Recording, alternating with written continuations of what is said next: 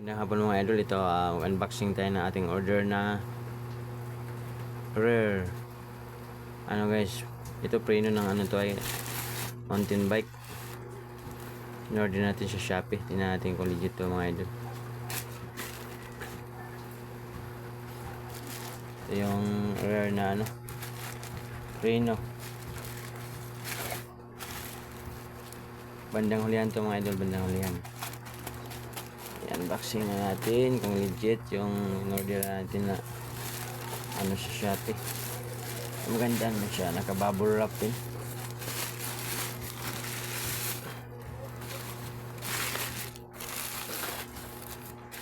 Luma na kasi yung preno natin, kaya bilhin natin ng bago para safety naman yung biyahe natin araw-araw.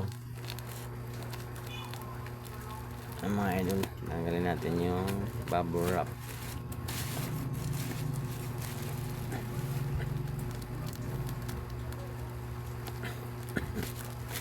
Para sa ating ano mga idol, mountain bike.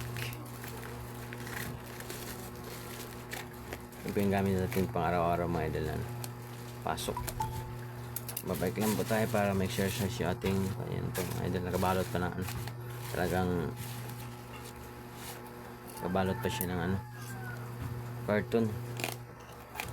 May bubble wrap na may carton pa. Ano mga idol, tingnan natin kung legit. Ayun na mga idol, legit po.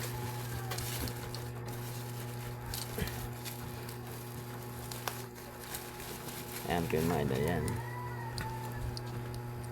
yan tangke MT200 po. Ayan po mga idol yung in-order natin sa halagang,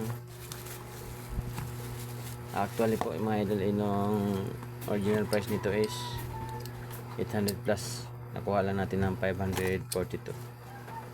Hydraulic po yun mga idol, yan hydraulic. Yan po yung brand niya mga idol, tangke MT200 Rare. Likuran po to. Actually nag-order tayo dati ng ganito, kaso ang problema nung pagkabit ko po ay naputol. Yung pala may crack na pala. Sa mampala din, hindi na niripa ng ano, ng sealer mga idol. Ito nag-order tayo panibago. Kakabit na to natin mga idol mamaya, para sa ating safety po sa biyahe sa araw-araw mga idol. Napakaganda naman siya. Hopefully na tumatagal siguro to. Medyo palyado na yung ano natin. Kaya try natin ito mga idol.